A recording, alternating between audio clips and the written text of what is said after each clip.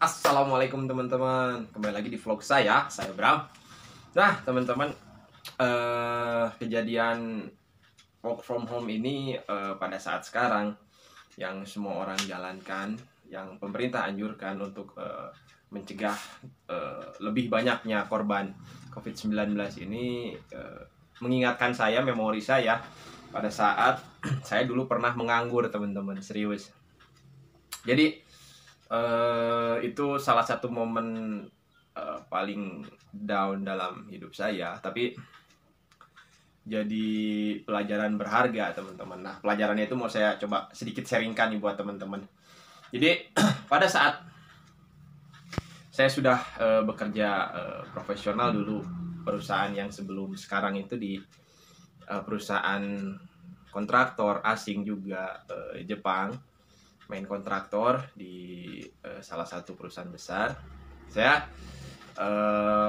sudah mencapai kompetensi level set manager teman-teman. Cuman ya ada beberapa mungkin pihak top manajemen yang beranggapan saya mungkin kurang pantas di posisi tersebut atau belum cukup waktunya ataulah. Jadi banyak dislike. Saya memutuskan untuk mundur teman-teman. Jadi saya mundur, saya memberanikan diri mundur. Saya challenge diri saya pada saat itu, challenge diri saya untuk saya bisa buktikan, proving saya bisa berhasil di luar sana gitu. Nah itu terjadi di mungkin sekitar setahun yang lalu teman-teman, hampir 2 tahun lah. Jadi saya sempat jobless secara resmi ya, secara formal itu selama kurang lebih 3 bulan teman-teman. Nah 3 bulan itu jadi pelajaran berharga buat saya. Jadi saya bangun networking, saya coba jualan apapun yang bisa saya jual teman-teman. Dulu saya sempat jualan kopi, jualan gorengan. Kebetulan ibu saya bisa bikin risol teman-teman. Jadi ada makanan ringan gitulah, risol ya teman-teman. Sama ada sosis Solo. Terus juga saya jualan-jualan, ya jualan yang saya bisa jual lah teman-teman. Jadi saya juga di belakang itu bangun networking, kontak semua rekan-rekan saya gitu. Tapi ada esensi penting sekali yang saya lupa.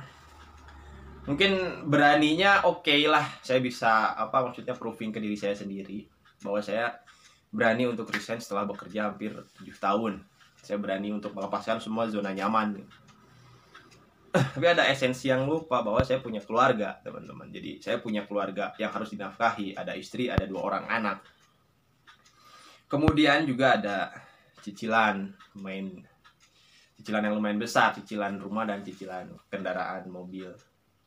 Nah itu yang nggak bisa lepas, yang nggak bisa saya hindari gitu teman-teman. Jadi itu harus ada pengeluaran rutin setiap bulan yang harus dikeluarkan.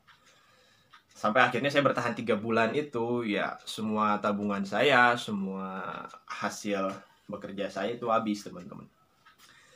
Karena networking itu dibangun itu nggak bisa instan. Kita mau jadi pengusaha itu nggak bisa instan. Besok saya pengen jadi pengusaha, besok saya langsung dapat hasil gitu, nggak bisa. Nggak bisa. Kalau saya sih sudah ngalamin nggak bisa. Mungkin ada di luar sana yang bisa ya. Mereka mungkin extraordinary, hebat, saya salut. Tapi saya pribadi nggak bisa. Jadi saya ambil sampel yang nggak bisa aja. Gimana saya bisa survive?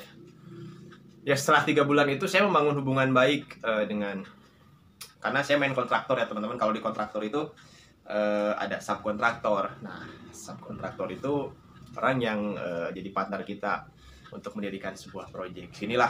Jadi saya itu main kontraktor. Level saya itu kan set manager. Jadi saya diamanahkan untuk maintenance pekerjaan, maintenance project pabrik yang sebelumnya pabriknya dibangun sama perusahaan saya. Nah saya dikasih amanah untuk maintenance project tersebut selama 1 tahun.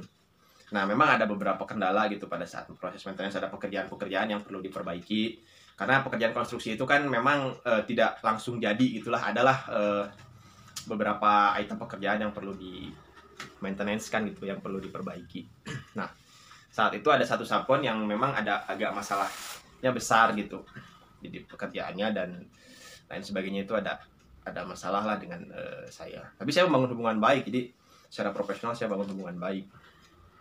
Nah endingnya saya resign, terus subkon saya tahu Saya resign, terus akhirnya setelah 3 bulan itu saya menganggur.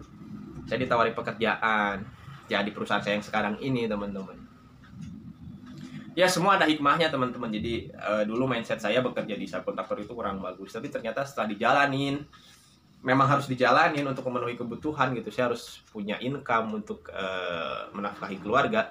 Ya saya jalanin, saya hadapin sampai sekarang, teman-teman. Jadi potensi saya dulu itu saya up lagi gitu, saya berkembang lagi. Saya nggak mau stuck. Ternyata dulu saya pikir saya sudah berhasil karirnya, ternyata belum apa-apa gitu. Setelah saya tahu ada masih banyak opportunity di luar sana gitu, masih banyak peluang-peluang di luar sana, masih banyak orang-orang hebat di luar sana gitu. Saya belum apa-apa. Akhirnya saya sampai sekarang saya tidak mau lagi terjadi hal-hal seperti itu. Jadi momen paling bikin saya agak terpuruk itu ketika anak saya minta jajan, sedangkan saya benar-benar tidak pegang cash, uang sama sekali. Itu momen sangat buat saya seorang ayah itu sangat terpukul lah saya, teman-teman. Sampai buat kasih jajan anak juga nggak bisa. Nah di sana saya tidak mau terulang lagi. Akhirnya saya berpikir dan sambil bekerja saya menghasilkan income yang pasti datang gitu untuk menafkahi keluarga dan membayar semua cicilan.